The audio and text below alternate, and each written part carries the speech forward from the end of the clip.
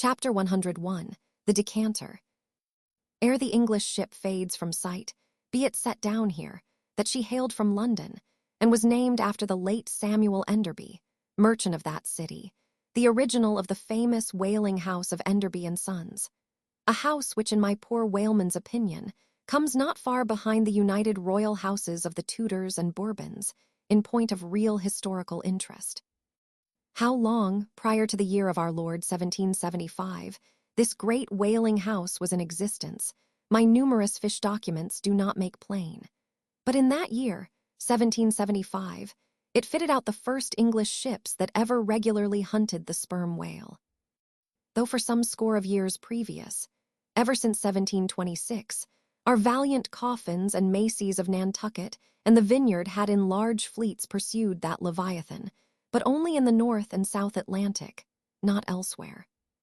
Be it distinctly recorded here that the Nantucketers were the first among mankind to harpoon with civilized steel the great sperm whale, and that for half a century they were the only people of the whole globe who so harpooned him. In 1778, a fine ship, the Amelia, fitted out for the express purpose, and at the sole charge of the vigorous Enderbys boldly rounded Cape Horn, and was the first among the nations to lower a whaleboat of any sort in the great South Sea.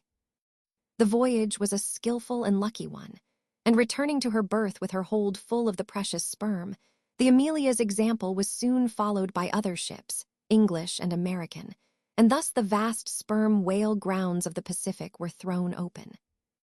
But not content with this good deed, the indefatigable house again bestirred itself. Samuel and all his sons, how many, their mother only knows, and under their immediate auspices, and partly, I think, at their expense, the British government was induced to send the sloop-of-war Rattler on a whaling voyage of discovery into the South Sea. Commanded by a naval post captain, the Rattler made a rattling voyage of it and did some service. How much does not appear? But this is not all. In 1819, the same house fitted out a discovery whale ship of their own, to go on a tasting cruise to the remote waters of Japan. That ship, well called the Siren, made a noble experimental cruise, and it was thus that the great Japanese whaling ground first became generally known. The Siren in this famous voyage was commanded by a Captain Coffin, a Nantucketer. All honor to the Enderbys, therefore, whose house, I think, exists to the present day, though doubtless the original Samuel must long ago have slipped his cable for the great South Sea of the other world. The ship named after him was worthy of the honor, being a very fast sailor and a noble craft every way. I boarded her once at midnight somewhere off the Patagonian coast and drank good flip down in the forecastle. It was a fine gam we had, and they were all trumps, every soul on board. A short life to them, and a jolly death. And that fine gam I had, long, very long after old Ahab touched her planks with his ivory heel, it minds me of the noble, solid Saxon hospitality of that ship, and may my parson forget me, and the devil remember me, if I ever lose sight of it. Flip, did I say we had flip? Yes, and we flipped it at the rate of 10 gallons the hour, and when the squall came, for it's squally off there by Patagonia, and all hands, visitors and all, were called to reef topsails, we were so top-heavy that we had to swing each other aloft in bowlines, and we ignorantly furled the skirts of our jackets into the sails, so that we hung there, reefed fast in the howling gale, a warning example to all drunken tars. However, the masts did not go overboard, and by and by we scrambled down, so sober that we had to pass the flip again, though the savage salt spray bursting down the forecastle scuttle, rather too much diluted and pickled it to my taste. The beef was fine, tough but with body in it. They said it was bull beef, others that it was dromedary beef, but I do not know for certain how that was. They had dumplings too, small but substantial, symmetrically globular and indestructible dumplings. I fancied that you could feel them and roll them about in you after they were swallowed. If you stooped over too far forward, you risked their pitching out of you like billiard balls. The bread, but that couldn't be helped. Besides, it was an anti-scorbutic. In short, the bread contained the only fresh fare they had. But the forecastle was not very light, and it was very easy to step over into a dark corner when you ate it. But all in all, taking her from truck to helm, considering the dimensions of the cook's boilers, including his own live parchment boilers, fore and aft, I say, the Samuel Enderby was a jolly ship, of good fare and plenty, fine flip and strong, crack fellows all, and capital from boot heels to hat band. But why was it, think ye, that the Samuel Enderby and some other English whalers I know of, not all though were such famous, hospitable ships, that passed round the beef and the bread and the can and the joke, and were not soon weary of eating and drinking and laughing? I will tell you. The abounding good cheer of these English whalers is matter for historical research. Nor have I been at all sparing of historical whale research when it has seemed needed. The English were preceded in the whale fishery by the Hollanders, Zealanders, and Danes, from whom they derived many terms still extant in the fishery, and what is yet more, their fat old fashions, touching plenty to eat and drink. For, as a general thing, the English merchant ship scrimps her crew, but not so the English whaler. Hence, in the English, this thing of whaling good cheer is not normal and natural, but incidental and particular, and therefore must have some special origin, which is here pointed out, and will be still further elucidated. During my researches in the Leviathanic histories, I stumbled upon an ancient Dutch volume, which, by the musty whaling smell of it, I knew must be about whalers. The title was Dan Koopman, wherefore I concluded that this must be the invaluable memoirs of some Amsterdam cooper in the fishery, as every whale ship must carry its cooper. I was reinforced in this opinion by seeing that it was the production of one Fitzswackhammer, but my friend Dr. Snodhead, a very learned man, professor of Low Dutch and High German in the College of Santa Claus and St. Pot S., to whom I handed the work for translation, giving him a box of sperm candles for his trouble, this same doctor. Snodhead, so soon as he spied the book, assured me that Dan Koopman did not mean the cooper, but the merchant. In short, this ancient and learned Low Dutch book treated of the commerce of Holland, and, among other subjects, contained a very interesting account of its whale fishery. And in this chapter it was, headed, Smear, or Fat, that I found a long detailed list of the outfits for the larders and cellars of 180 sail of Dutch whalemen, from which list, as translated by Dr. Snodhead, I transcribed the following: 400,000 pounds. Of beef, 60,000 pounds, Friesland pork. 150,000 pounds. Of stock fish, 550,000 pounds. Of biscuit, 72,000 pounds. Of soft bread, 2,800 firkins of butter, 20,000 pounds. Texel and Leyden cheese, 144,000 pounds. Cheese, probably an inferior article, 550 anchors of Geneva, 10,800 barrels of beer. Most statistical tables are parchingly dry in the reading. Not so in the present case, however, where the reader is flooded with whole pipes, barrels, quarts, and gills of good gin and good cheer. At the time, I devoted 3 days to the studious digesting of all this beer, beef, and bread, during which many profound thoughts were incidentally suggested to me, capable of a transcendental and platonic application. And furthermore, I compiled supplementary tables of my own, touching the probable quantity of stockfish, etc., consumed by every Low Dutch harpooner in that ancient Greenland and Spitzbergen whale fishery. In the first place, the amount of butter and Texel and Leyden cheese consumed seems amazing. I impute it, though, to their naturally unctuous natures, being rendered still more unctuous by the nature of their vocation, and especially by their pursuing their game in those frigid polar seas, on the very coasts of that Esquimaux country, where the convivial natives pledge each other in bumpers of train oil. The quantity of beer, too, is very large, 10,800 barrels. Now, as those polar fisheries could only be prosecuted in the short summer of that climate, so that the whole cruise of one of these Dutch whalemen, including the short voyage to and from the Spitzbergen Sea, did not much exceed 3 months, say, and reckoning 30 men to each of their fleet of 180 sail, We have 5,400 Low Dutch seamen in all. Therefore, I say, we have precisely 2 barrels of beer per man, for a 12 weeks' allowance, exclusive of his fair proportion of that 550 anchors of gin. Now, whether these gin and beer harpooneers, so fuddled as one might fancy them to have been, were the right sort of men to stand up in a boat's head and take good aim at flying whales, this would seem somewhat improbable. Yet they did aim at them, and hit them too. But this was very far north, be it remembered, where beer agrees well with the Constitution. Upon the equator, in our southern fishery, beer would be apt to make the harpooneer sleepy at the masthead and boozy in his boat, and grievous loss might ensue to Nantucket and New Bedford. But no more. Enough has been said to show that the old Dutch whalers of 2 or 3 centuries ago were high livers, and that the English whalers have not neglected so excellent an example. For, say they, when cruising in an empty ship, if you can get nothing better out of the world, get a good dinner out of it at least. And this empties the decanter. Chapter 102. A Bower in the Arsacides. Hitherto, in descriptively treating of the sperm whale, I have chiefly dwelt upon the marvels of his outer aspect, or separately and in detail upon some few interior structural features.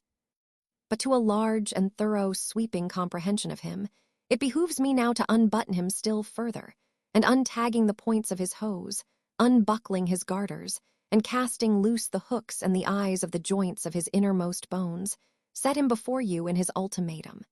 That is to say, in his unconditional skeleton. But how now, Ishmael? How is it that you, a mere oarsman in the fishery, pretend to know aught about the subterranean parts of the whale?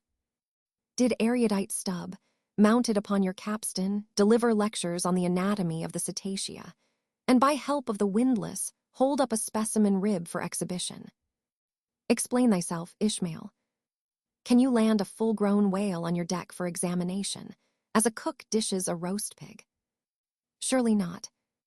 A veritable witness have you hitherto been, Ishmael, but have a care how you seize the privilege of Jonah alone, the privilege of discoursing upon the joists and beams, the rafters, ridgepole, sleepers, and underpinnings, making up the framework of Leviathan, and belike of the tallow vats, dairy rooms, butteries, and cheeseries in his bowels.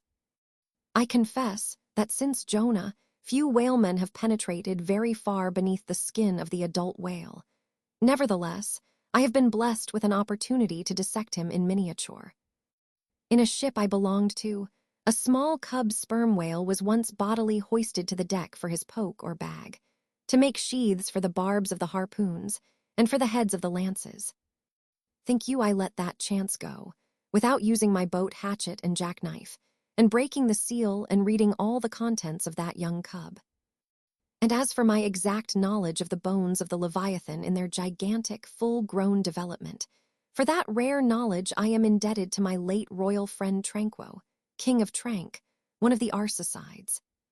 For being at Trank, years ago, when attached to the trading ship Day of Algiers, I was invited to spend part of the Arsacidean holidays with the Lord of Trank at his retired palm villa at Pupella, a seaside glen not very far distant from what our sailors called Bamboo Town, his capital.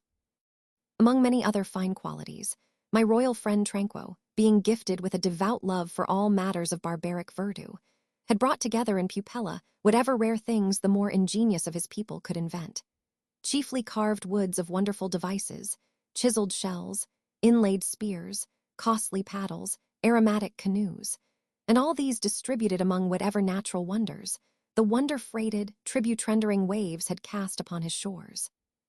Chief among these latter was a great sperm whale, which, after an unusually long raging gale, had been found dead and stranded, with his head against a coconut tree, whose plumage-like tufted droopings seemed his verdant jet.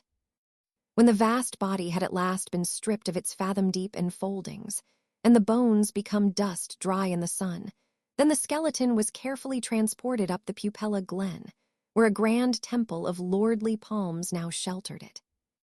The ribs were hung with trophies, the vertebrae were carved with Arsacidean annals, in strange hieroglyphics. In the skull, the priests kept up an unextinguished aromatic flame, so that the mystic head again sent forth its vapory spout. While suspended from a bough, the terrific lower jaw vibrated over all the devotees, like the hair-hung sword that so affrighted Damocles. It was a wondrous sight. The wood was green as mosses of the icy glen. The trees stood high and haughty, feeling their living sap. The industrious earth beneath was as a weaver's loom, with a gorgeous carpet on it, whereof the ground vine tendrils formed the warp and woof, and the living flowers the figures. All the trees with all their laden branches, all the shrubs and ferns and grasses, the message-carrying air, all these unceasingly were active. Through the lacings of the leaves, the great sun seemed a flying shuttle weaving the unwearied verdure. Oh, busy weaver! Unseen weaver, pause, one word, whither flows the fabric? What palace may it deck? Wherefore all these ceaseless toilings? Speak, weaver, stay thy hand, but one single word with thee. Nay, the shuttle flies, the figures float from forth the loom, the fresh-atrushing carpet forever slides away. The weaver god, he weaves, and by that weaving is he deafened, that he hears no mortal voice, and by that humming we, too, who look on the loom are deafened, and only when we escape it shall we hear the 1,000 voices that speak through it. For even so it is in all material factories. The spoken words that are inaudible among the flying spindles, those same words are plainly heard without the walls, bursting from the opened casements. Thereby have villainies been detected. Ah, mortal! Then be heedful, for so, in all this din of the great world's loom, thy subtlest thinkings may be overheard afar. Now, amid the green, life-restless loom of that our Societan wood, the great, white, worshipped skeleton lay lounging, a gigantic idler. Yet, as the ever-woven verdant warp and woof intermixed and hummed around him, the mighty idler seemed the cunning weaver, himself all woven over with the vines, every month assuming greener, fresher verdure, but himself a skeleton. Life folded death, death trellised life. The grim god wived with youthful life and begat him curly-headed glories. Now, when with royal tranquo I visited this wondrous whale, and saw the skull an altar, and the artificial smoke ascending from where the real jet had issued, I marveled that the king should regard a chapel as an object of virtue. He laughed. But more I marveled that the priest should swear that smoky jet of his was genuine. To and fro I paced before this skeleton, brushed the vines aside, broke through the ribs, and with a ball of our Societan twine wandered, eddied long amid its many winding, shaded colonnades and arbors. But soon my line was out, and following it back, I emerged from the opening where I entered. I saw no living thing within, naught was there but bones. Cutting me a green measuring rod, I once more dived within the skeleton. From their arrow slit in the skull, the priests perceived me taking the altitude of the final rib. "How now?" they shouted. "Darst thou measure this our god?" "That's for us." "Aye, priests, well, how long do ye make him then?" But hereupon a fierce contest rose among them, concerning feet and inches. They cracked each other's sconces with their yardsticks.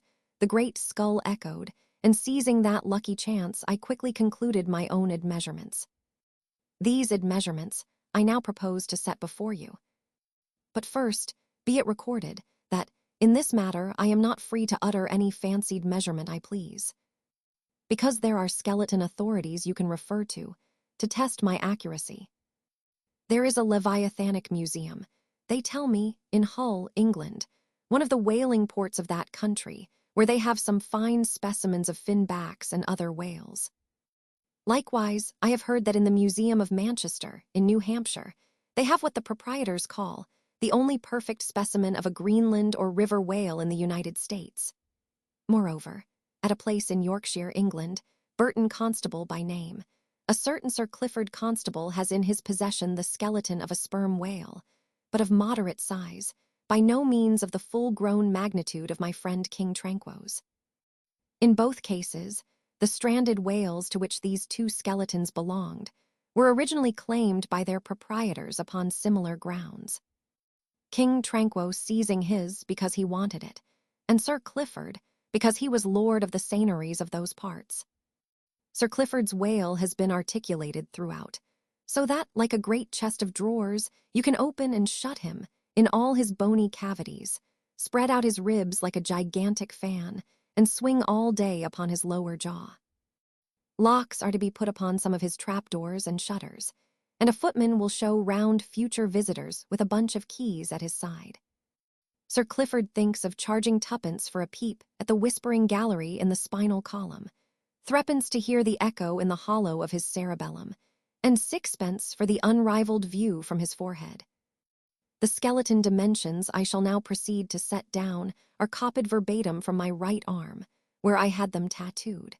As in my wild wanderings at that period, there was no other secure way of preserving such valuable statistics. But as I was crowded for space, and wished the other parts of my body to remain a blank page for a poem I was then composing, at least, what untattooed parts might remain, I did not trouble myself with the odd inches, nor, indeed, should inches at all enter into a congenial admeasurement of the whale. Chapter 103. Measurement of the whale's skeleton. In the first place, I wish to lay before you a particular, plain statement, touching the living bulk of this Leviathan, whose skeleton we are briefly to exhibit. Such a statement may prove useful here. According to a careful calculation I have made, and which I partly base upon Captain Scoresby's estimate, of 70 tons for the largest-sized Greenland whale of 60 feet in length. According to my careful calculation, I say, a sperm whale of the largest magnitude, between 85 and 90 feet in length, and something less than 40 feet in its fullest circumference, such a whale will weigh at least 90 tons. So that, reckoning 13 men to a ton, he would considerably outweigh the combined population of a whole village of 1,100 inhabitants. Think you not then that brains, like yoked cattle, should be put to this Leviathan, to make him at all budge to any landsman's imagination? Having already in various ways put before you his skull, spout-hole, jaw, teeth, tail, forehead, fins, and divers other parts, I shall now simply point out what is most interesting in the general bulk of his unobstructed bones.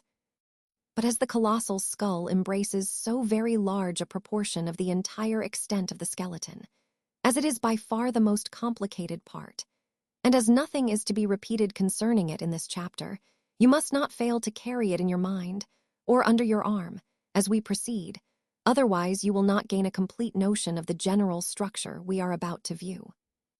In length, the sperm whale's skeleton at Trank measured 72 feet, so that when fully invested and extended in life, he must have been 90 feet long. For in the whale, the skeleton loses about 1/5 in length compared with the living body. Of this 72 feet, his skull and jaw comprised some 20 feet, leaving some 50 feet of plain backbone. Attached to this backbone, for something less than a third of its length, was the mighty circular basket of ribs which once enclosed his vitals. To me, this vast ivory-ribbed chest, with the long, unrelieved spine, extending far away from it in a straight line, not a little resembled the hull of a great ship new laid upon the stocks, when only some 20 of her naked bow-ribs are inserted, and the keel is otherwise, for the time, but a long, disconnected timber. The ribs were 10 on a side. The first, to begin from the neck, was nearly 6 feet long. The second, third, and fourth were each successively longer, till you came to the climax of the fifth, or one of the middle ribs, which measured 8 feet and some inches. From that part, the remaining ribs diminished, till the 10th and last only spanned 5 feet and some inches. In general thickness, they all bore a seemly correspondence to their length. The middle ribs were the most arched. In some of the arsacides, they are used for beams, whereon to lay footpath bridges over small streams. In considering these ribs, I could not but be struck anew with the circumstance, so variously repeated in this book, that the skeleton of the whale is by no means the mold of his invested form. The largest of the Trank ribs, one of the middle ones, occupied that part of the fish which, in life, is greatest in depth. Now, the greatest depth of the invested body of this particular whale must have been at least 16 feet, whereas the corresponding rib measured but little more than 8 feet. So that this rib only conveyed half of the true notion of the living magnitude of that part. Besides, for some way, where I now saw but a naked spine, all that had been once wrapped round with tons of added bulk in flesh, muscle, blood, and bowels. Still more, for the ample fins, I here saw but a few disordered joints, and in place of the weighty and majestic, but boneless flukes, an utter blank. How vain and foolish, then, thought I, for timid, untraveled man to try to comprehend aright this wondrous whale, by merely poring over his dead, attenuated skeleton, stretched in this peaceful wood. No. Only in the heart of quickest perils, only when within the eddyings of his angry flukes, only on the profound, unbounded sea, can the fully invested whale be truly and livingly found out. But the spine. For that, the best way we can consider it is, with a crane, to pile its bones high up on end. No speedy enterprise. But now it's done, it looks much like Pompey's pillar. There are 40 and odd vertebrae in all, which in the skeleton are not locked together. They mostly lie like the great knobbed blocks on a Gothic spire, forming solid courses of heavy masonry. The largest, a middle one, is in width something less than 3 feet, and in depth more than 4. The smallest, where the spine tapers away into the tail, is only 2 inches in width, and looks something like a white billiard ball. I was told that there were still smaller ones, but they had been lost by some little cannibal urchins, the priest's children, who had stolen them to play marbles with. Thus we see how that the spine of even the hugest of living things tapers off at last into simple child's play. Chapter 104, The Fossil Whale. From his mighty bulk, the whale affords a most congenial theme whereon to enlarge, amplify, and generally expatiate. Would you could not compress him. By good rights, he should only be treated of an imperial folio. Not to tell over again his furlongs from spiracle to tail, and the yards he measures about the waist. Only think of the gigantic involutions of his intestines, where they lie in him like great cables and hawsers, coiled away in the subterranean orlop deck of a line of battleship. Since I have undertaken to manhandle this Leviathan, it behooves me to approve myself omnisciently exhaustive in the enterprise, not overlooking the minutest seminal germs of his blood and spinning him out to the uttermost coil of his bowels. Having already described him in most of his present habitatory and anatomical peculiarities, it now remains to magnify him in an archaeological, fossiliferous, and antediluvian point of view. Applied to any other creature than the Leviathan, to an ant or a flea, such portly terms might justly be deemed unwarrantably grandiloquent. But when Leviathan is the text, the case is altered. Fain am I to stagger to this emprise under the weightiest words of the dictionary. And here be it said, that whenever it has been convenient to consult one in the course of these dissertations, I have invariably used a huge quarto edition of Johnson, expressly purchased for that purpose, because that famous lexicographer's uncommon personal bulk more fitted him to compile a lexicon to be used by a whale author like me.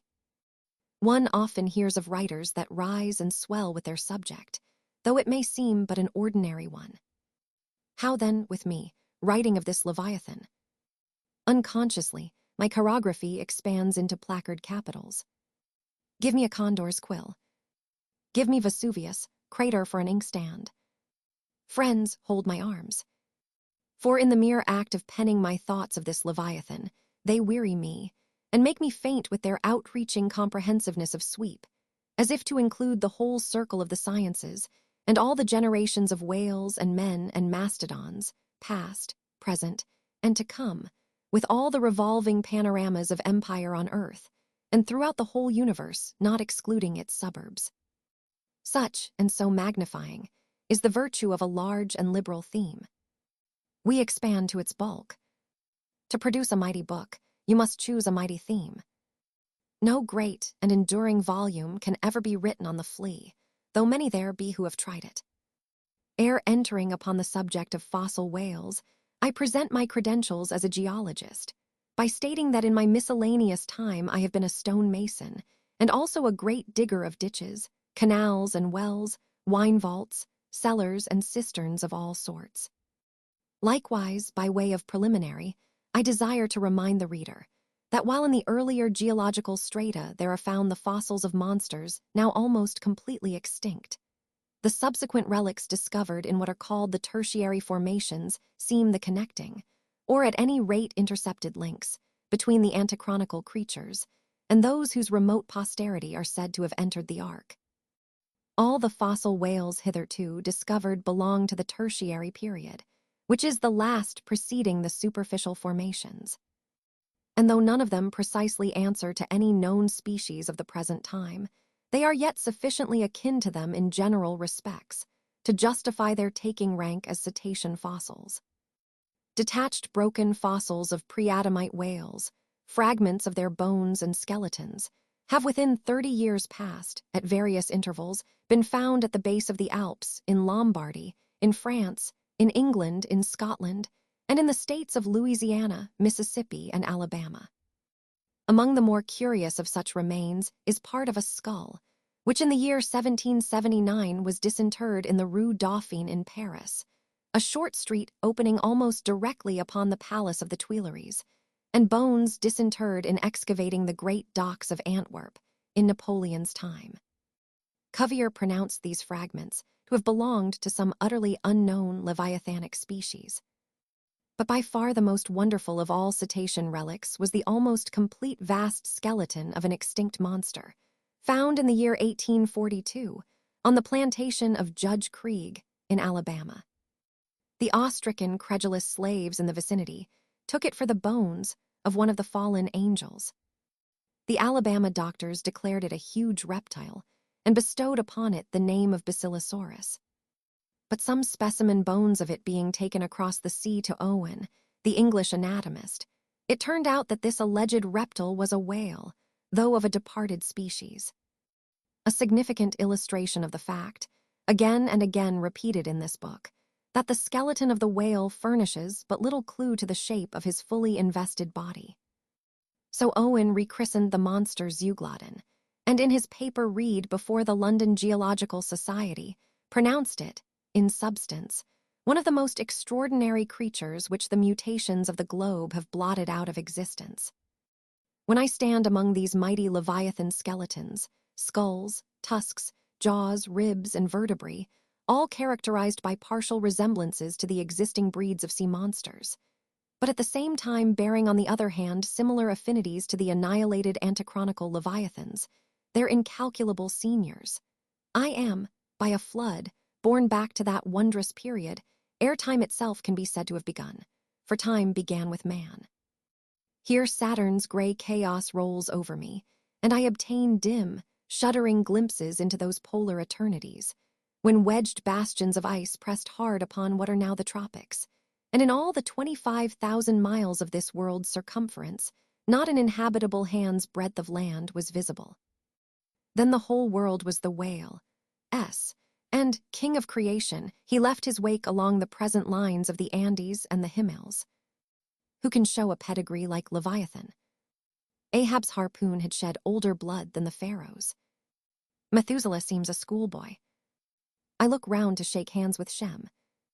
I am horror-struck at this anti-Messianic, unsourced existence of the unspeakable terrors of the whale, which, having been before all time, must needs exist after all humane ages are over.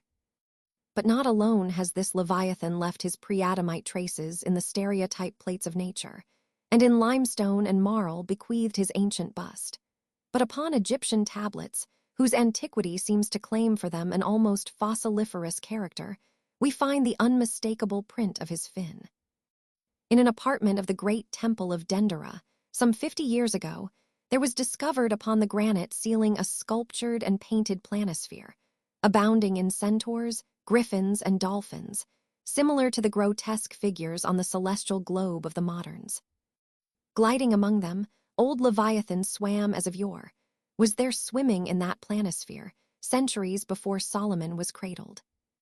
Nor must there be omitted another strange attestation of the antiquity of the whale, in his own osseous post-diluvian reality, as set down by the venerable John Leo, the old Barbary traveler. Not far from the seaside, they have a temple, the rafters and beams of which are made of whale bones, for whales of a monstrous size are oftentimes cast up dead upon that shore. The common people imagine that by a secret power bestowed by God upon the temple, no whale can pass it without immediate death.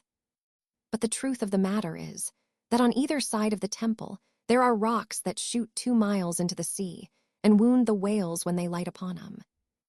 They keep a whale's rib of an incredible length for a miracle, which lying upon the ground with its convex part uppermost, makes an arch, the head of which cannot be reached by a man upon a camel's back. This rib, says John Leo, is said to have lain there 100 years before I saw it. Their historians affirm that a prophet who prophesied of Mahomet came from this temple, and some do not stand to assert that the prophet Jonas was cast forth by the whale at the base of the temple. In this Afric temple of the whale I leave you, reader, and if you be a Nantucketer and a whaleman, you will silently worship there. Chapter 105. Does the whale's magnitude diminish? Will he perish?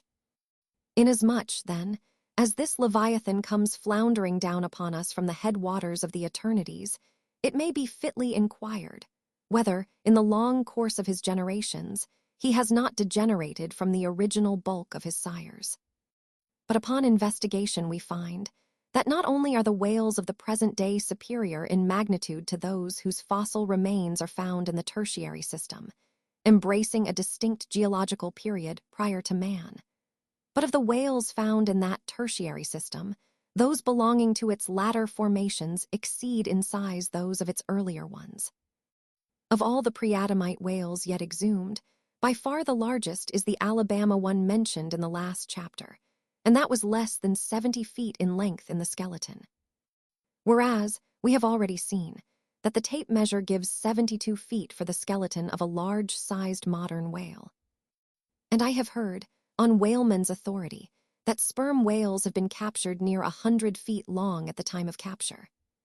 But may it not be that while the whales of the present hour are an advance in magnitude upon those of all previous geological periods, may it not be that since Adam's time they have degenerated?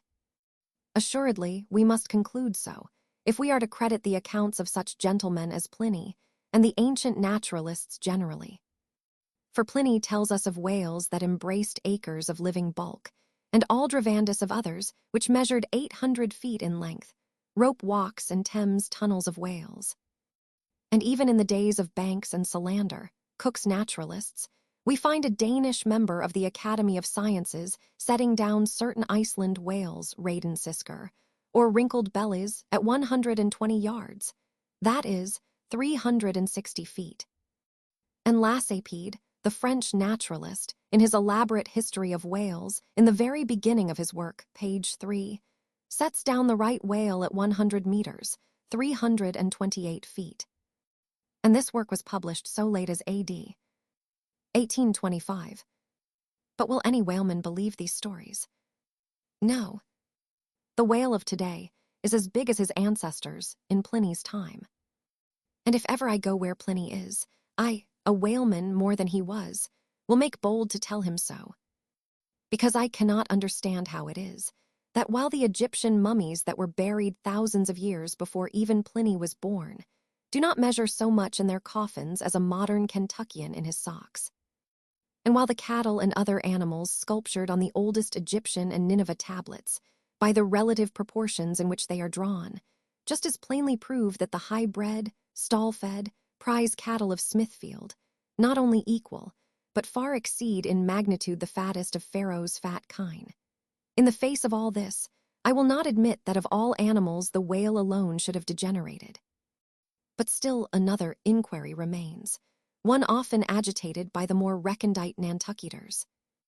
Whether owing to the almost omniscient lookouts at the mastheads of the whale ships, now penetrating even through Bering Straits and into the remotest secret drawers and lockers of the world, and the 1,000 harpoons and lances darted along all continental coasts, the moot point is whether Leviathan can long endure so wide a chase and so remorseless a havoc. whether he must not at last be exterminated from the waters, and the last whale, like the last man, smoke his last pipe, and then himself evaporate in the final puff. Comparing the humped herds of whales with the humped herds of buffalo, which, not 40 years ago, overspread by tens of thousands the prairies of Illinois and Missouri, and shook their iron manes, and scowled with their thunder-clotted brows upon the sites of populous river capitals, where now the polite broker sells you land at $1 an inch. In such a comparison, an irresistible argument would seem furnished, to show that the hunted whale cannot now escape speedy extinction. But you must look at this matter in every light.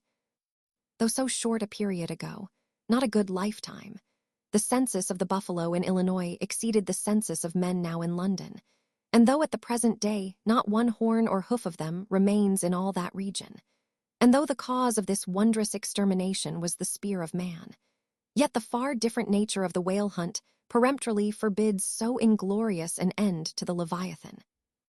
40 men in one ship hunting the sperm whales for 48 months think they have done extremely well, and thank God, if at last they carry home the oil of 40 fish. Whereas, in the days of the old Canadian and Indian hunters and trappers of the West, when the far West, in whose sunset suns still rise, was a wilderness and a virgin, the same number of moccasined men, for the same number of months, mounted on horse instead of sailing in ships, would have slain not 40, but 40,000 and more buffaloes, a fact that, if need were, could be statistically stated. Nor, considered aright, does it seem any argument in favor of the gradual extinction of the sperm whale, for example, that in former years, the latter part of the last century, say these leviathans in small pods were encountered much oftener than at present, and in consequence, the voyages were not so prolonged, and were also much more remunerative. Because, as has been elsewhere noticed, those whales, influenced by some views to safety, now swim the seas in immense caravans, so that to a large degree the scattered solitaries, yolks, and pods, and schools of other days are now aggregated into vast but widely separated, unfrequent armies. That is all. And equally fallacious seems the conceit that because the so-called whalebone whales no longer haunt many grounds in former years abounding with them, hence that species also is declining. For they are only being driven from promontory to cape, and if one coast is no longer enlivened with their jets, then, be sure, some other and remoter strand has been very recently startled by the unfamiliar spectacle. Furthermore, concerning these last-mentioned leviathans, they have 2 firm fortresses, which, in all human probability, will forever remain impregnable. And as upon the invasion of their valleys, the frosty Swiss have retreated to their mountains, so, hunted from the savannas and glades of the Middle Seas, the whalebone whales can at last resort to their polar citadels, and diving under the ultimate glassy barriers and walls there, come up among icy fields and floes, and in a charmed circle of everlasting December, bid defiance to all pursuit from man. But as perhaps 50 of these whalebone whales are harpooned for 1 cachalot, some philosophers of the forecastle have concluded that this positive havoc has already very seriously diminished their battalions. But though for some time past a number of these whales, not less than 13,000, have been annually slain on the west coast by the Americans alone, yet there are considerations which render even this circumstance of little or no account as an opposing argument in this matter. Natural as it is to be somewhat incredulous concerning the populousness of the more enormous creatures of the globe, yet what shall we say to Hardo, the historian of Goa, when he tells us that at one hunting the king of Siam took 4,000 elephants, that in those regions elephants are numerous as droves of cattle in the temperate climes. And there seems no reason to doubt that if these elephants, which have now been hunted for thousands of years, by Semiramis, by Porus, by Hannibal, and by all the successive monarchs of the East, if they still survive there in great numbers, much more may the great whale outlast all hunting, since he has a pasture to expatiate in, which is precisely twice as large as all Asia, both Americas, Europe and Africa, New Holland, and all the isles of the sea combined. Moreover, we are to consider that from the presumed great longevity of whales, their probably attaining the age of a century and more, Therefore, at any one period of time, several distinct adult generations must be contemporary. And what that is, we may soon gain some idea of by imagining all the graveyards, cemeteries, and family vaults of creation yielding up the live bodies of all the men, women, and children who were alive 75 years ago, and adding this countless host to the present human population of the globe. Wherefore, for all these things, we account the whale immortal in his species, however perishable in his individuality. He swam the seas before the continents broke water. He once swam over the site of the Tuileries and Windsor Castle and the Kremlin. In Noah's flood he despised Noah's Ark, and if ever the world is to be again flooded, like the Netherlands, to kill off its rats, then the eternal whale will still survive, and rearing upon the topmost crest of the equatorial flood, spout his frothed defiance to the skies. Chapter 106. Ahab's Leg. The precipitating manner in which Captain Ahab had quitted the Samuel Enderby of London had not been unattended with some small violence to his own person. He had lighted with such energy upon a thwart of his boat that his ivory leg had received a half-splintering shock. And when after gaining his own deck and his own pivot-hole there, he so vehemently wheeled round with an urgent command to the steersman, it was, as ever, something about his not steering inflexibly enough. Then, the already shaken ivory received such an additional twist and wrench that though it still remained entire, and to all appearances lusty, yet Ahab did not deem it entirely trustworthy. And indeed, it seemed small matter for wonder that for all his pervading, mad recklessness, Ahab did at times give careful heed to the condition of that dead bone upon which he partly stood. For it had not been very long prior to the Pequod's sailing from Nantucket that he had been found one night lying prone upon the ground and insensible, by some unknown and seemingly inexplicable, unimaginable casualty, his ivory limb having been so violently displaced that it had stakewise smitten, and all but pierced his groin. Nor was it without extreme difficulty that the agonizing wound was entirely cured. Nor, at the time, had it failed to enter his monomaniac mind that all the anguish of that then present suffering was but the direct issue of a former woe, and he too plainly seemed to see that as the most poisonous reptile of the marsh perpetuates his kind as inevitably as the sweetest songster of the grove, so, equally with every felicity, all miserable events do naturally beget their like. Yea, more than equally, thought Ahab, since both the ancestry and posterity of grief go further than the ancestry and posterity of joy. For, not to hint of this, that it is an inference from certain canonic teachings, that while some natural enjoyments here shall have no children born to them for the other world, but, on the contrary, shall be followed by the joy-childlessness of all hell's despair, whereas some guilty mortal miseries shall still fertily beget to themselves an eternally progressive progeny of griefs beyond the grave. Not at all to hint of this, there still seems an inequality in the deeper analysis of the thing. For, thought Ahab, while even the highest earthly felicities ever have a certain unsignifying pettiness lurking in them, but at bottom, all heart woes, a mystic significance, and, in some men, an archangelic grandeur, so do their diligent tracings out not belie the obvious deduction. To trail the genealogies of these high mortal miseries carries us at last among the sourceless primogenitures of the gods, so that, in the face of all the glad, hay-making suns and soft cymballing, round harvest moons, we must needs give in to this, that the gods themselves are not forever glad. The ineffaceable, sad birthmark in the brow of man is but the stamp of sorrow in the signers.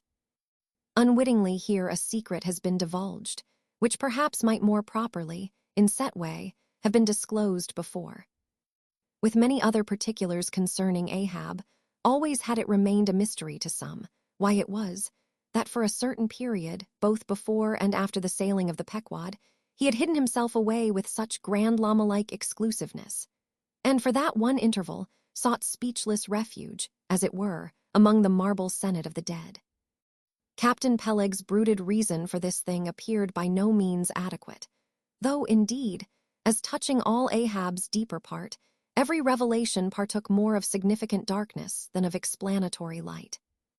But in the end, it all came out. This one matter did, at least. That direful mishap was at the bottom of his temporary recluseness. And not only this, but to that ever-contracting, dropping circle ashore, who, for any reason, possessed the privilege of a less banned approach to him. To that timid circle the above-hinted casualty, remaining, as it did, moodily unaccounted for by Ahab, invested itself with terrors, not entirely underived from the land of spirits and of whales. So that, through their zeal for him, they had all conspired, so far as in them lay, to muffle up the knowledge of this thing from others. And hence it was that not till a considerable interval had elapsed did it transpire upon the Pequod's decks. But be all this as it may, let the unseen, ambiguous synod in the air, or the vindictive princes and potentates of fire, have to do or not with earthly Ahab, yet in this present matter of his leg, he took plain, practical procedures. He called the carpenter. And when that functionary appeared before him, he bade him without delay set about making a new leg, and directed the mates to see him supplied with all the studs and joists of joe ivory, sperm whale, which had thus far been accumulated on the voyage, in order that a careful selection of the stoutest, clearest-grained stuff might be secured. This done, the carpenter received orders to have the leg completed that night, and to provide all the fittings for it, independent of those pertaining to the distrusted one in use. Moreover, the ship's forge was ordered to be hoisted out of its temporary idleness in the hold, and to accelerate the affair, the blacksmith was commanded to proceed at once to the forging of whatever iron contrivances might be needed. Chapter 107. The Carpenter. Seat thyself sultanically among the moons of Saturn, and take high abstracted man alone, and he seems a wonder, a grandeur, and a woe. But from the same point, take mankind in mass, and for the most part they seem a mob of unnecessary duplicates, both contemporary and hereditary. But most humble though he was, and far from furnishing an example of the high, humane abstraction, the Pequod's carpenter was no duplicate. Hence, he now comes in person on this stage. Like all seagoing ship carpenters, and more especially those belonging to whaling vessels, he was, to a certain off-handed, practical extent, alike experienced in numerous trades and callings collateral to his own.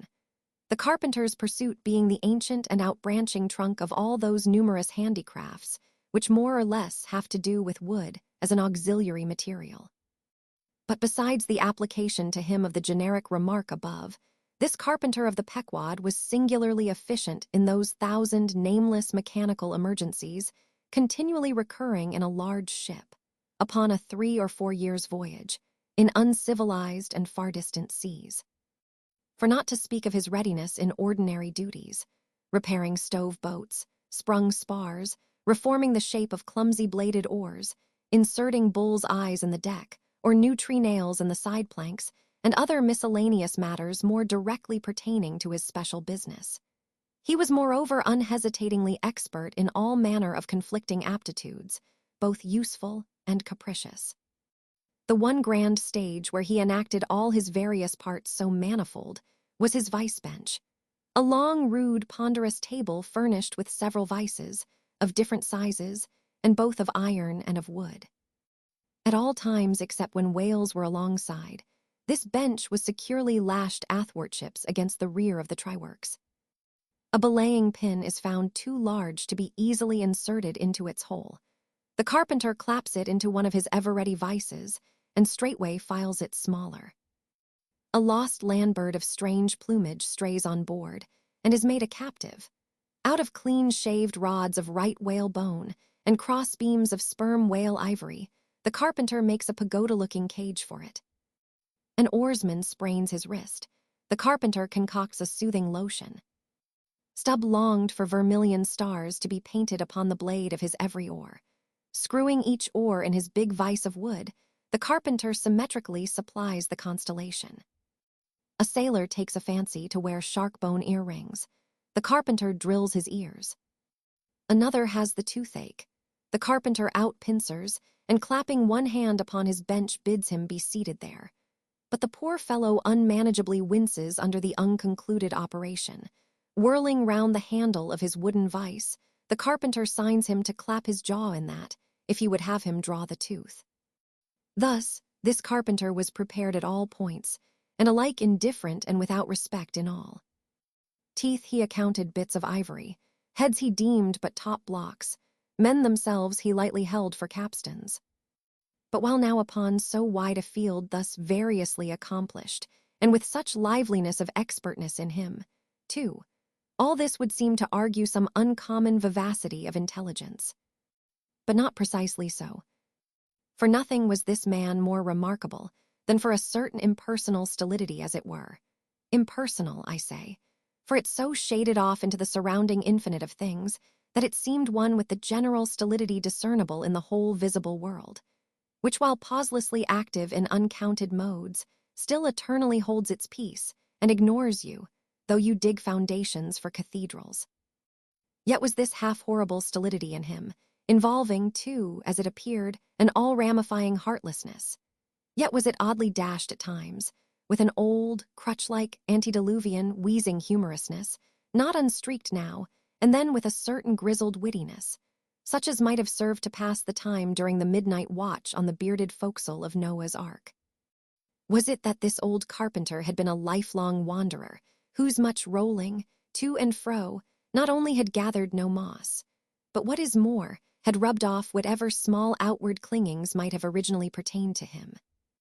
He was a stripped abstract, an unfractioned integral, uncompromised as a newborn babe, living without premeditated reference to this world or the next. You might almost say that this strange uncompromisedness in him involved a sort of unintelligence, for in his numerous trades, he did not seem to work so much by reason or by instinct, or simply because he had been tutored to it, or by any intermixture of all these, even or uneven, but merely by a kind of deaf and dumb, spontaneous literal process. He was a pure manipulator. His brain, if he had ever had one, must have early oozed along into the muscles of his fingers. He was like one of those unreasoning but still highly useful, multum in parvo Sheffield contrivances, assuming the exterior, though a little swelled, of a common pocket knife, but containing not only blades of various sizes, but also screwdrivers, corkscrews, tweezers, awls, pens, rulers, nail filers, countersinkers. So, if his superiors wanted to use the carpenter for a screwdriver, all they had to do was to open that part of him, and the screw was fast. Or if for tweezers, take him up by the legs, and there they were. Yet, as previously hinted, this omnitooled, open and shut carpenter was, after all, no mere machine of an automaton. If he did not have a common soul in him, he had a subtle something that somehow anomalously did its duty.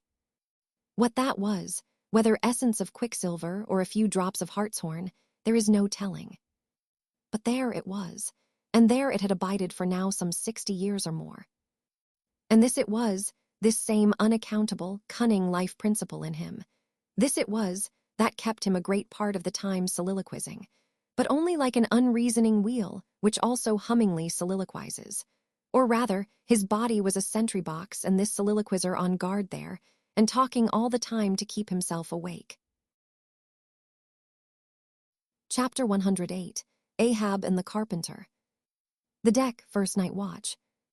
Carpenter standing before his vice bench, and by the light of 2 lanterns busily filing the ivory joist for the leg, which joist is firmly fixed in the vice. Slabs of ivory, leather straps, pads, screws, and various tools of all sorts lying about the bench. Forward, the red flame of the forge is seen, where the blacksmith is at work. Drat the file and drat the bone.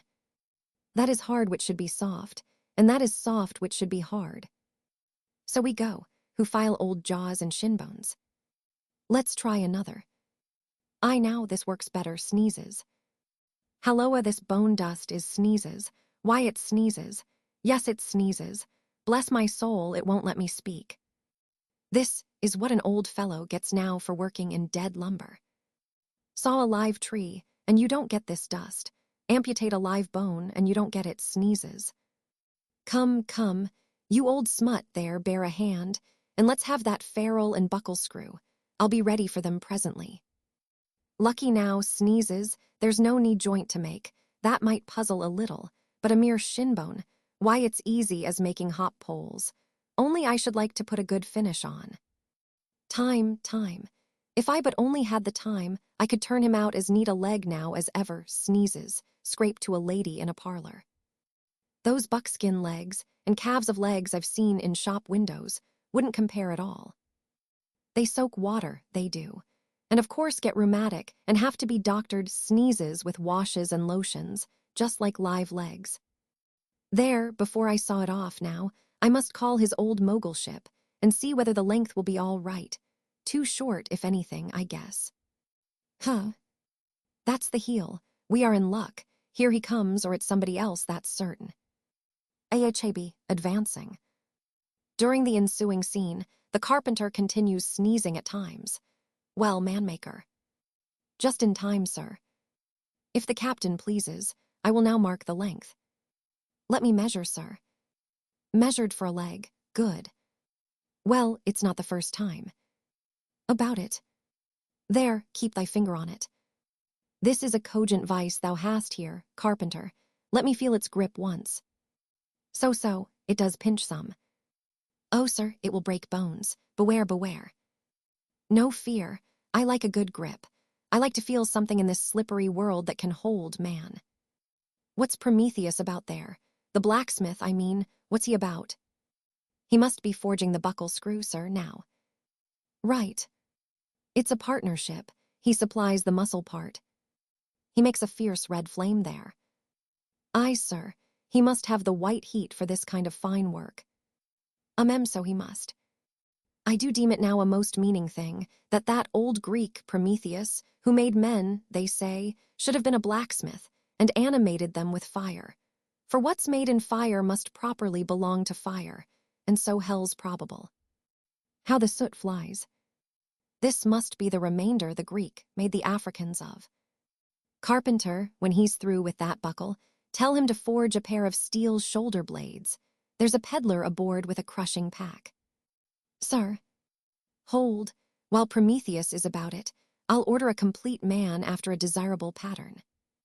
Imprimis 50 feet high in his socks, then chest modeled after the Thames Tunnel.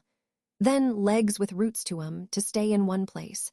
Then arms 3 feet through the wrist, no heart at all, brass forehead, and about 1/4 of an acre of fine brains. And let me see, shall I order eyes to see outwards? No, but put a skylight on top of his head to illuminate inwards. There, take the order and away. Now, what's he speaking about, and who's he speaking to, I should like to know. Shall I keep standing here, aside? Tease but indifferent architecture to make a blind dome. Here's one. No, I must have a lantern. Ho, that's it, hey. Here are 2, sir. One will serve my turn.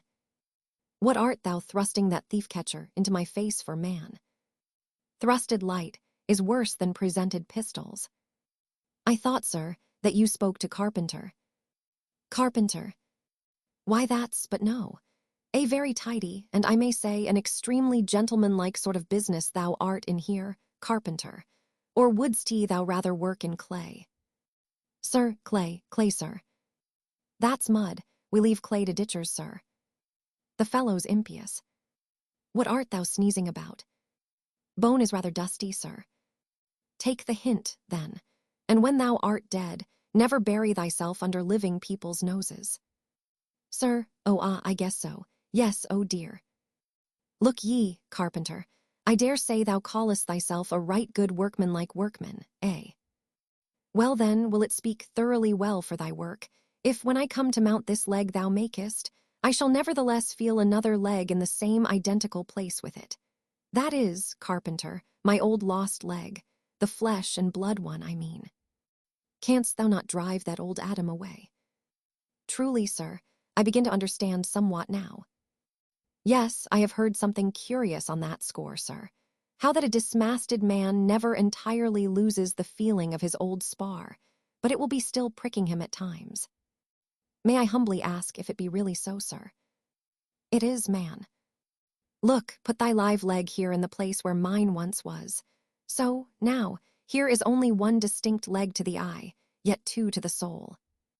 where thou feelest tingling life. They're exactly there to a hair, do I.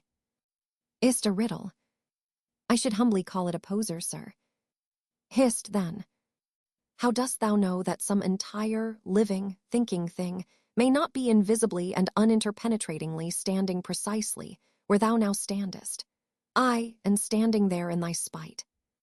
In thy most solitary hours, then, dost thou not fear eavesdroppers? Hold, don't speak.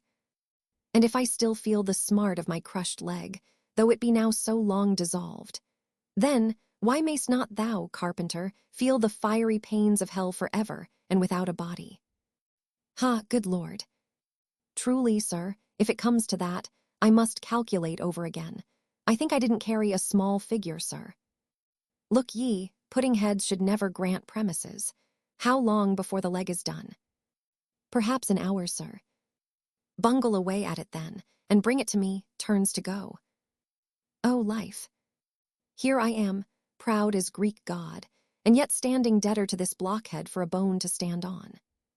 Cursed be that mortal interindebtedness, which will not do away with ledgers. I would be free as air, and I'm down in the whole world's books. I am so rich, I could have given bid for bid with the wealthiest praetorians at the auction of the Roman Empire, which was the world's, and yet I owe for the flesh and the tongue I brag with.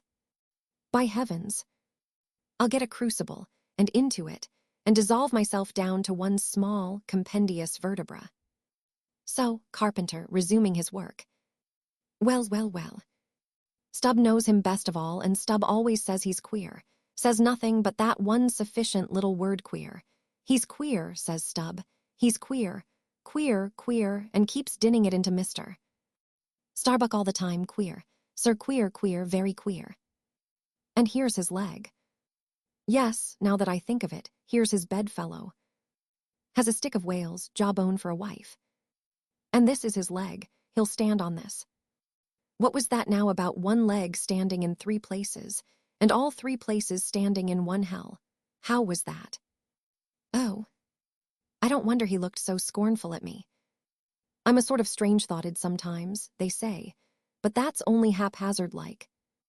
Then a short, little old body like me should never undertake to wade out into deep waters with tall, heron-built captains. The water chucks you under the chin pretty quick, and there's a great cry for lifeboats. And here's the heron's leg. Long and slim, sure enough. Now, for most folks, one pair of legs lasts a lifetime, and that must be because they use them mercifully, as a tender-hearted old lady uses her roly-poly old coach horses. But Ahab, oh, he's a hard driver. Look, driven one leg to death, and spavined the other for life, and now wears out bone legs by the cord. Halloa, there you smut. Bear a hand there with those screws, and let's finish it before the resurrection fellow comes a-calling with his horn for all legs, true or false, as brewery men go round collecting old beer barrels to fill 'em up again. What a leg this is. It looks like a real live leg, filed down to nothing but the core. He'll be standing on this tomorrow. He'll be taking altitudes on it. Halloa. I almost forgot the little oval slate, smoothed ivory, where he figures up the latitude. So, chisel, file, and sandpaper now. Chapter 109. Ahab and Starbuck in the cabin. According to usage, they were pumping the ship next morning, and lo, no inconsiderable oil came up with the water. The casks below must have sprung a bad leak. Much concern was shown, and Starbuck went down into the cabin to report this unfavorable affair. In sperm whalemen with any considerable quantity of oil on board, it is a regular semi-weekly duty to conduct a hose into the hold and drench the casks with seawater, which afterwards, at varying intervals, is removed by the ship's pumps. Hereby the casks are sought to be kept damply tight, while by the changed character of the withdrawn water, the mariners readily detect any serious leakage in the precious cargo. Now, from the south and west, the Pequod was drawing nigh to Formosa and the Bashy Isles, between which lies one of the tropical outlets from the China waters into the Pacific. And so Starbuck found Ahab with a general chart of the Oriental archipelagos spread before him, and another separate one representing the long eastern coasts of the Japanese islands, Niphon, Matsumae, and Sikkoke. With his snow-white new ivory leg braced against the screwed leg of his table, and with a long pruning hook of a jackknife in his hand, the wondrous old man, with his back to the gangway door, was wrinkling his brow and tracing his old courses again. "Who's there?" hearing the footstep at the door, but not turning round to it. "On deck." "Begone. Captain Ahab mistakes, it is I." "The oil in the hold is leaking, sir." "We must up Burton's and break out. Up Burton's and break out. Now that we are nearing Japan, heave to here for a week to tinker a parcel of old hoops. Either do that, sir, or waste in one day more oil than we may make good in a year. What we come 20,000 miles to get is worth saving, sir. So it is, if we get it. I was speaking of the oil in the hold, sir, and I was not speaking or thinking of that at all. Begone, let it leak. I'm all a leak myself, aye. Leaks and leaks. Not only full of leaky casks, but those leaky casks are in a leaky ship, and that's a far worse plight than the Pequod's, man. Yet I don't stop to plug my leak, for who can find it in the deep-loaded hull, or how hope to plug it, even if found in this life's howling gale? Starbuck, I'll not have the Burtons hoisted. What will the owners say, sir? Let the owners stand on Nantucket Beach and out-yell the typhoons. What cares Ahab? Owners. Thou art always prating to me, Starbuck, about those miserly owners, as if the owners were my conscience.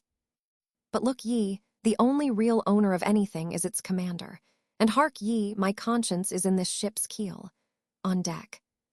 Captain Ahab, said the reddening mate, moving further into the cabin, with a daring so strangely respectful and cautious that it almost seemed not only every way seeking to avoid the slightest outward manifestation of itself, but within also seemed more than half distrustful of itself. A better man than I might well pass over in the what he would quickly enough resent in a younger man, aye, and in a happier Captain Ahab. Devils! Dost thou then so much as dare to critically think of me, on deck? Nay, sir, not yet, I do entreat. And I do dare, sir, to be forbearing. Shall we not understand each other better than hitherto, Captain Ahab? Ahab seized a loaded musket from the rack, forming part of most South Sea men's cabin furniture, and pointing it towards Starbuck, exclaimed, "There is one God that is Lord over the earth, and one captain that is Lord over the Pequod." On deck, for an instant in the flashing eyes of the mate and his fiery cheeks, you would have almost thought that he had really received the blaze of the leveled tube. But mastering his emotion, he half calmly rose and as he quitted the cabin, paused for an instant and said, "Thou hast outraged, not insulted me, sir, but for that I ask thee not to beware of Starbuck. Thou wouldst but laugh, but let Ahab beware of Ahab, beware of thyself, old man.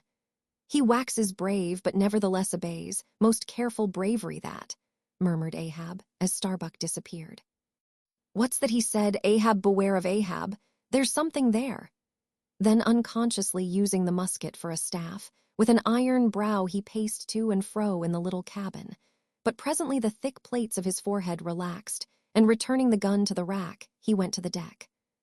"Thou art but too good a fellow, Starbuck," he said lowly to the mate, then raising his voice to the crew.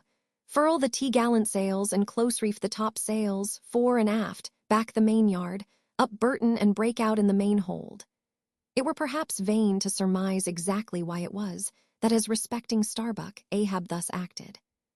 It may have been a flash of honesty in him, or mere prudential policy which, under the circumstance, imperiously forbade the slightest symptom of open disaffection, however transient, in the important chief officer of his ship.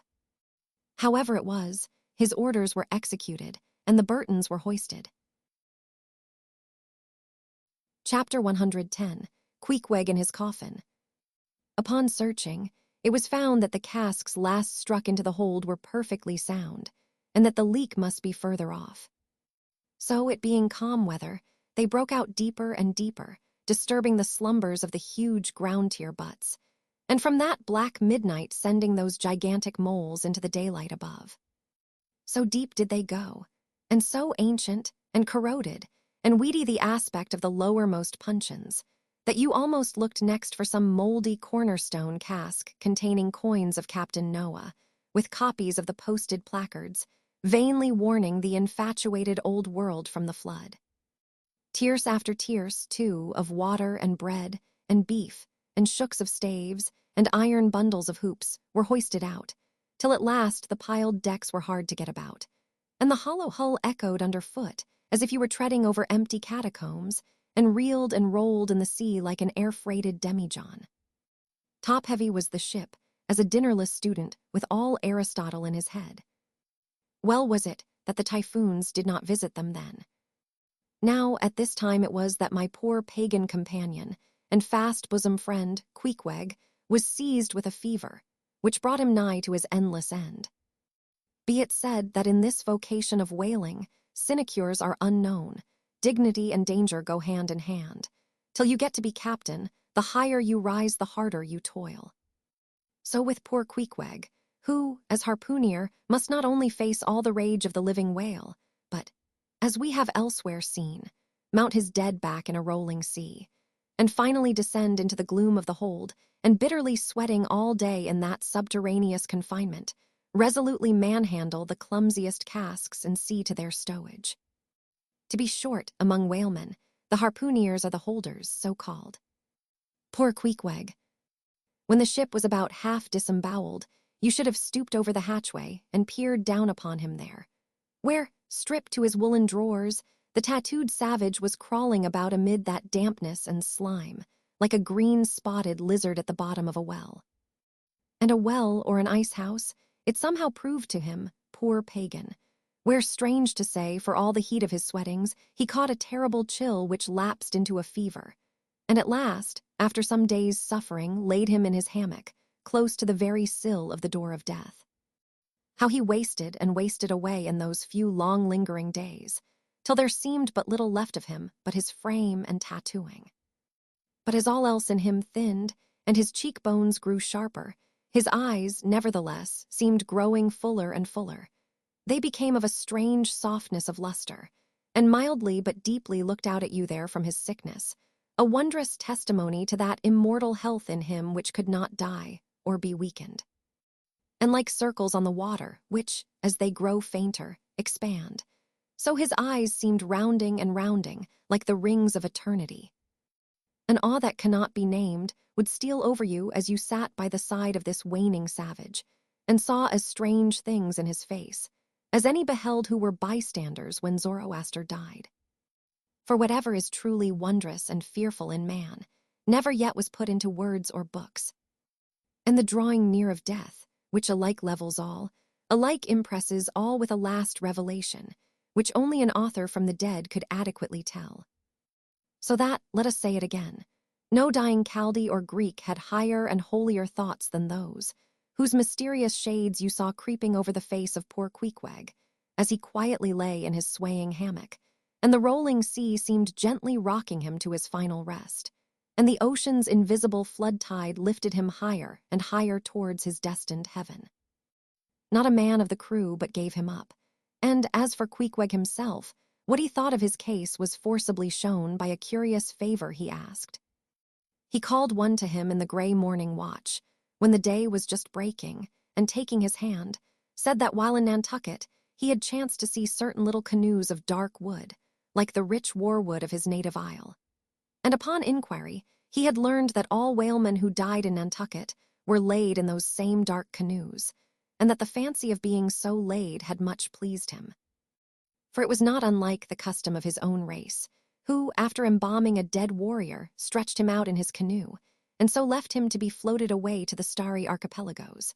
For not only do they believe that the stars are isles, but that far beyond all visible horizons, their own mild, uncontinented seas interflow with the blue heavens, and so form the white breakers of the Milky Way.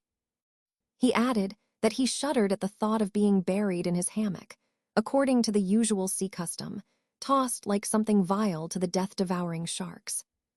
No, he desired a canoe like those of Nantucket, all the more congenial to him, being a whaleman, that like a whale-boat these coffin canoes were without a keel, though that involved but uncertain steering and much leeway adown the dim ages. Now, when this strange circumstance was made known aft, the carpenter was at once commanded to do Queequeg's bidding, whatever it might include. There was some heathenish, coffin-colored old lumber aboard, which, upon a long previous voyage, had been cut from the aboriginal groves of the Lackaday Islands, and from these dark planks the coffin was recommended to be made. No sooner was the carpenter apprised of the order than, taking his rule, he forthwith, with all the indifferent promptitude of his character, proceeded into the forecastle and took Queequeg's measure with great accuracy, regularly chalking Queequeg's person as he shifted the rule. "Ah, poor fellow. He'll have to die now," ejaculated the Long Island sailor. Going to his vice-bench, the carpenter, for convenience sake and general reference, now transferringly measured on it the exact length the coffin was to be, and then made the transfer permanent by cutting 2 notches at its extremities. This done, he marshaled the planks and his tools, and to work. When the last nail was driven, and the lid duly planed and fitted, he lightly shouldered the coffin and went forward with it, inquiring whether they were ready for it yet in that direction. Overhearing the indignant but half-humorous cries with which the people on deck began to drive the coffin away, Queequeg, to everyone's consternation, commanded that the thing should be instantly brought to him, nor was there any denying him, seeing that, of all mortals, some dying men are the most tyrannical. And certainly, since they will shortly trouble us so little forevermore, the poor fellows ought to be indulged. Leaning over in his hammock, Queequeg long regarded the coffin with an attentive eye. He then called for his harpoon, had the wooden stock drawn from it, and then had the iron part placed in the coffin along with one of the paddles of his boat. All by his own request, also, biscuits were then ranged round the sides within. A flask of fresh water was placed at the head, and a small bag of woody earth scraped up in the hold at the foot, and a piece of sailcloth being rolled up for a pillow, Queequeg now entreated to be lifted into his final bed, that he might make trial of its comforts, if any it had. He lay without moving a few minutes, then told one to go to his bag and bring out his little god, Yo. Then, crossing his arms on his breast with Yojo between, he called for the coffin lid, Hatch he called it, to be placed over him. The head part turned over with a leather hinge, and there lay Queequeg in his coffin with little but his composed countenance in view. "Rarmy, it will do, it is easy," he murmured at last, and signed to be replaced in his hammock. But ere this was done, Pip, who had been slyly hovering near by all this while, drew nigh to him where he lay, and with soft sobbings took him by the hand, in the other holding his tambourine. "Poor rover, will ye never have done with all this weary roving? Where go ye now? But if the currents carry ye to those sweet Antilles, where the beaches are only beat with water lilies, will ye do one little errand for me? Seek out one Pip, who's now been missing long. I think he's in those far Antilles. If ye find him, then comfort him, for he must be very sad, for look. He's left his tambourine behind. I found it. Rig-a-dig, dig-dig. Now, Queequeg, die, and I'll beat ye your dying march. I have heard," murmured Starbuck, gazing down the scuttle, "that in violent fevers men, all ignorance, have talked in ancient tongues, and that when the mystery is probed, it turns out always that in their wholly forgotten childhood those ancient tongues had been really spoken in their hearing by some lofty scholars. So, to my fond faith, poor Pip, in this strange sweetness of his lunacy, brings heavenly vouchers of all our heavenly homes. Where learned he that but there? Hark! He speaks again, but more wildly now. Form 2 and 2. Let's make a general of him. Ho, where's his harpoon? Lay it across here. Rig-a-dig, dig, dig, huzzah. Oh, for a gamecock now, to sit upon his head and crow. Queequeg dies game. Mind ye that, Queequeg dies game. Take ye good heed of that, Queequeg dies game. I say, game, game, game. But base little Pip, he died a coward, died all a shiver, out upon Pip. Hark ye, if ye find Pip, tell all the Antilles he's a runaway, a coward, a coward, a coward. Tell them he jumped from a whaleboat. I'd never beat my tambourine over base Pip, and hail him general, if he were once more dying here. No, no. Shame upon all cowards, shame upon them. Let him go drown like Pip, that jumped from a whaleboat. Shame. Shame. During all this, Queequeg lay with closed eyes, as if in a dream. Pip was led away, and the sick man was replaced in his hammock. But now that he had apparently made every preparation for death, now that his coffin was proved a good fit, Queequeg suddenly rallied. Soon there seemed no need of the carpenter's box, and thereupon, when some expressed their delighted surprise, he in substance said that the cause of his sudden convalescence was this. At a critical moment, he had just recalled a little duty ashore which he was leaving undone, and therefore had changed his mind about dying. He could not die yet, he averred. They asked him then whether to live or die was a matter of his own sovereign will and pleasure. He answered certainly. In a word, it was Queequeg's conceit that if a man made up his mind to live, mere sickness could not kill him. Nothing but a whale or a gale or some violent, ungovernable, unintelligent destroyer of that sort.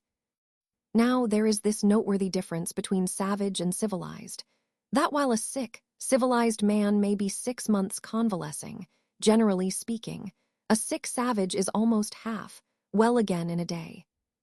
So in good time my Queequeg gained strength, and at length after sitting on the windlass for a few indolent days, but eating with a vigorous appetite, he suddenly leaped to his feet, threw out his arms and legs, gave himself a good stretching, yawned a little bit, and then springing into the head of his hoisted boat, and poising a harpoon, pronounced himself fit for a fight. With a wild whimsiness, he now used his coffin for a sea chest, and emptying into it his canvas bag of clothes, set them in order there. Many spare hours he spent in carving the lid with all manner of grotesque figures and drawings, and it seemed that hereby he was striving, in his rude way, to copy parts of the twisted tattooing on his body. And this tattooing had been the work of a departed prophet and seer of his island, who, by those hieroglyphic marks, had written out on his body a complete theory of the heavens and the earth, and a mystical treatise on the art of attaining truth. So that Queequeg in his own proper person was a riddle to unfold, a wondrous work in one volume, but whose mysteries not even himself could read, though his own live heart beat against them. And these mysteries were therefore destined in the end to moulder away with the living parchment whereon they were inscribed, and so be unsolved to the last. And this thought it must have been which suggested to Ahab that wild exclamation of his, when one morning, turning away from surveying poor Queequeg, "Oh, devilish tantalization of the gods!